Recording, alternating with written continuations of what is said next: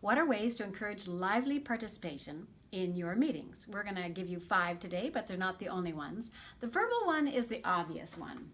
Now, that's not just about talking.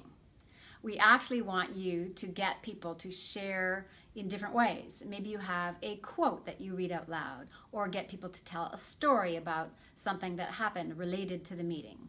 And so verbal, don't just think about one person talking all the time. Maybe you get to ask them an open-ended question.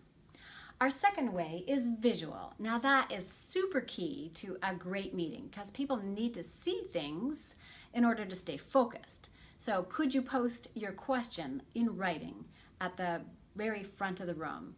Could you have people reading reports and providing them with scientific data and charts and graphics and images and textures and shapes, and it goes on and on. So visual is really important. Our third one is social. And again, to really build trust with people, you need to have people have a chance to relate to each other in smaller groups. So turn to your neighbor, share that idea, come back with your renewed thinking, and or get together in small groups of 3 or 4 occasionally. Second to last, physical movement. Now that seems a bit odd, but movement is always better than sitting.